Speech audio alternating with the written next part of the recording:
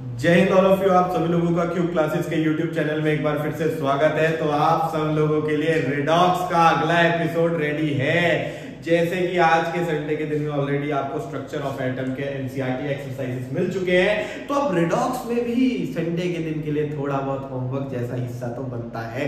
आपसे हम थोड़ी सी मेहनत करवाना चाहते हैं। जो दोनों वीडियो कर रहे हैं गुस्सा मत कीजिएगा, देखो वीडियो को लाइक करना नहीं भूलना है ना, हम बहुत मेहनत कर रहे हैं। इतना बहुत होमवर्क तो बनता है, इतने टाइम से तो दिया ही नहीं।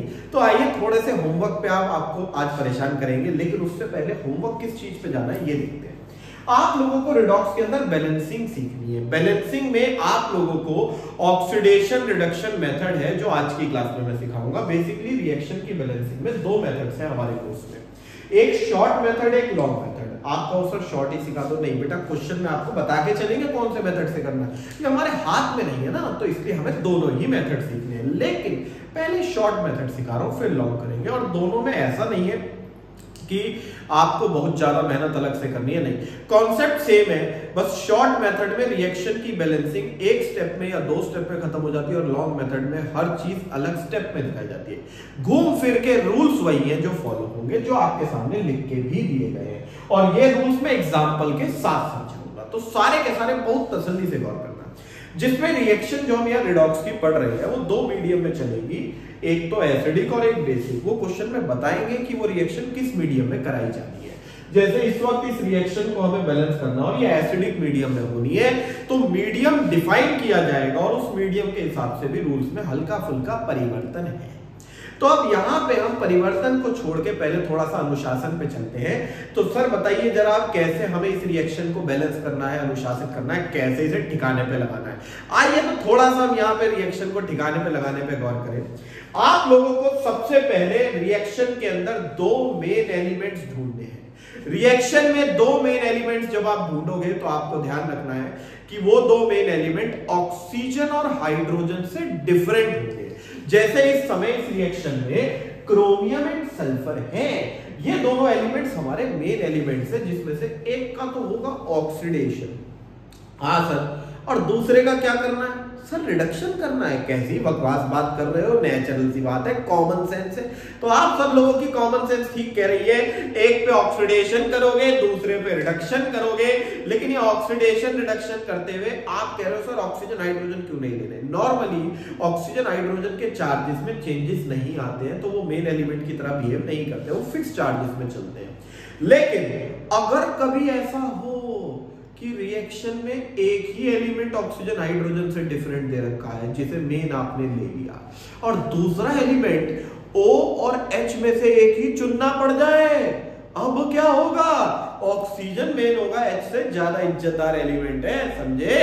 तो याद रखना दो main element apart from oxygen and hydrogen, but if you need to consider one out of oxygen and hydrogen, you will prefer O, oxygen, not the H, no hydrogen. Got it? तो अब यहाँ पे आप सब लोगों को फिलहाल oxygen hydrogen से डिफरेंट टू एलिमेंट दे रखे हैं, क्रोमियम सल्फर, और पहला रूल कहता है जो मेन एलिमेंट आपने सिलेक्ट करे उसका काउंट बैलेंस करो, चार्ज, समझे, ओ गिनती, sorry my mistake, my bad. तो काउंट बैलेंस करना है, जिसमें मैंने क्वेश्चन से अलग रिएक्शन को पहले ही लिख लिया है। तो आप हमेशा क्वेश्चन से अलग रिएक्शन बैलेंस करना, ताकि जब रिवीजन करोगे बाद में तो आपको पता होना चाहिए क्वेश्चन में क्या था और कहां आपने बदलाव शुरू करे, समझे। तो ज्यादा समझदार ना बनिएगा, इसमें छेड़खानी मत कीजिएगा, अलग से उतारिएगा। जिसमें अब यहाँ पे दो क्रोमियम है और राइट साइड एक क्रोमियम है, तो मैंने इधर 2 मल्टीप्लाई कर दिया, जाने अब सल्फर देखो दोनों तरफ बराबर है, लेफ्ट में भी 1 है और राइट में भी 1 है, तो सल्फर के साथ तो टेंशन ही खत्म हो गई, शरीफ पालक है बेचारा। अब आपने जब मेन एलिमेंट का काउंट बैलेंस कर दिया, तो अब मेन एलिमेंट जो है उनके चार्जेस बैलेंस करने। तो आइए जरा मेन एलिमेंट के चार्जेस पे गौर करें। आखिर मेन एलिमेंट का चार्ज है तो है क्या, तो कैसे पता करेंगे जी, x मान लो, value of x to much 2x plus oxygen का चार्ज -2, 7 ऑक्सीजन टोटल पे -2, 2x सॉल्व हो गए +12, और इतने पे ही रोक दो, +6 में मत जाना। क्यों नहीं जाना सर? अब तक तो x निकाल रहे थे, अब 2x काहे निकाल रहे हैं? असल में आप लोग अब तक एलिमेंट का चार्ज निकाल रहे थे। यहाँ पे आप रिएक्शन बैलेंस करने के लिए एलिमेंट का चार्ज पता कर रहे हो, और बैलेंस करते वक्त अगर 2 क्रोमियम है तो चार्ज भी 2 क्रोमियम का बैलेंस होगा। मतलब दोनों क्रोमियम का चार्ज चाहिए हमें, समझे? 2 क्रोमियम के चार्ज को कंसीडर करना है। तो अगर आप x = +6 पे चले गए और फिर आप यहां पे 2 क्रोमियम के चार्ज बैलेंस करने के लिए उसे 6 को 2 से मल्टीप्लाई करके +12 करके रखोगे, तो आप तो बेवकूफ निकले ना। पहले x पे गए, फिर दोबारा 2x करा, तो 2x से हटे ही क्यों थे? 2x पे ही रहो। 2 क्रोमियम है, 2 क्रोमियम का चार्ज +12, 2 क्रोमियम का चार्ज बैलेंस करना है, तो 2 क्रोमियम का चार्ज ही लिखा जाएगा। ठीक है, चले आगे।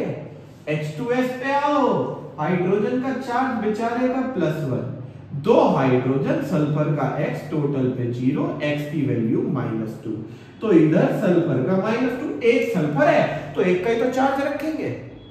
आगे सर, ये +3 एक क्रोमियम पे था, अब क्रोमियम डबल, चार्ज भी डबल, कितना?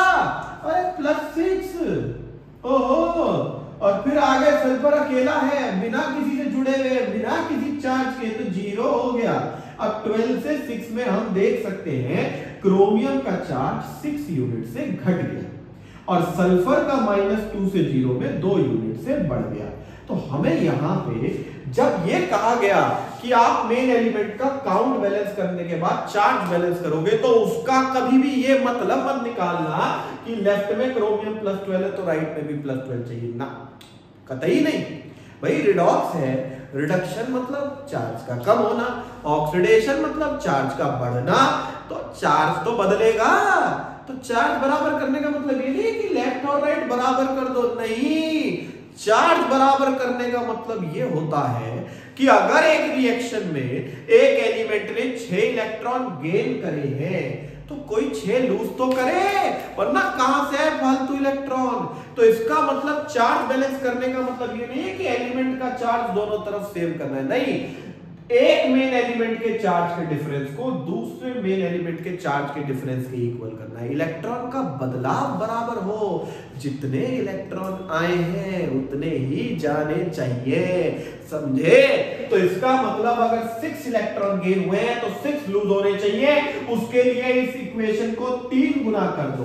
अगर सल्फर 3 टाइम्स हो गया तो सल्फर का चार्ज 3 टाइम्स हो जाएगा, चार्ज का डिफरेंस 3 टाइम्स हो जाएगा। तो बबुआ ऊपर भी झटका मर गया और नीचे भी। क्लियर हो गई बात? सिक्सर धोनी भैया ने तबाही मचा रखी है।